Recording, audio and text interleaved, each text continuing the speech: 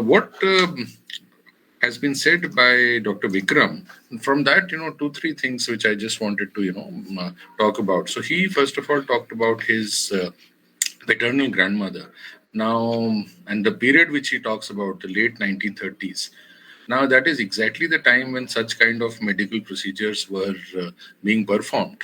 While I'm not an expert in any kind of medical science, basic review will say that today we call these kind of techniques to be extremely dangerous.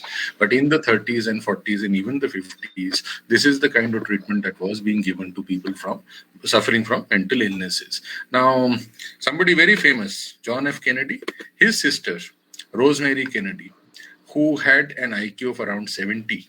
70 is not bad. I mean, the average American has an IQ of about 95. 70 is not bad. So she was supposed to be slow, a slow learner in school. And at the age of 23, in the year 1941, prefrontal lobotomy was performed on her. So this is exactly the same kind, late 1930s, early 1940s. Diagnostic methods, treatment methods have changed. Today, nobody would recommend something like this. Now, why did this happen? Because while her IQ may have been 70, the average IQ in that family was much higher. JFK's own IQ was estimated to be around 159. And in that family, it is estimated that the average IQ was between 120 and 140. So when you are surrounded by people who are very, very intelligent and you are not so intelligent, this kind of a thing may develop.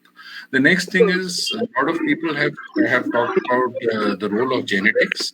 Archana ma'am has previously talked about it. Ishan sir has talked about it. Smita ma'am has talked about it. So the role of genetics, even Professor Day has talked about it. So these are certain things. Genetics are important here. I would like to talk about a little bit. After all, okay, now lobotomy again dangerous because it is physical removal of a part of the brain. So now you're taking away from the functionality of the person if you take away a part of the brain. So then obviously not much. So now the today's act does not allow you to do all of this. There is actually the new Mental Health Care Act 2017, which is succeeding the previous Mental Health Care Act of 1987, which is our first legislation in this area. Before 1987, कोई law नहीं था. 2017 में second law आया है. So this second law has actually a chapter 7, which talks about a committee called the Central Mental Health Authority, and subsequent same kind of mechanism is there in the states also. This is an apex committee. You have very, very high-powered people there. The health secretary is the chairman of that committee, and then you have the joint secretary dealing with mental health, etc., etc. As members, you have psychiatrists, you have patients, their representatives, you have people from academia as members.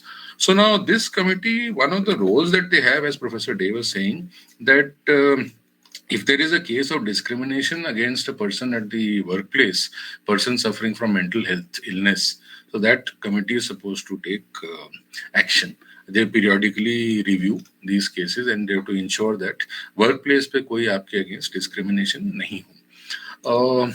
The other thing is now the new act makes it virtually impossible to imprison a person and put him in an asylum, which was very easy in the old act. आज की date में unless the person himself is willing to take treatment, you cannot force treatment.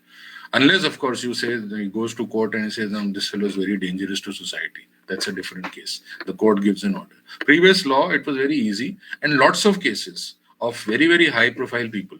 So relatives wanting to grab property, and colleagues at workplace wanting to put the person in their place have resorted to the act to say कि ये आदमी mentally unstable. So all those things have actually been taken care of by the new act. So it's a very, very interesting case study to see.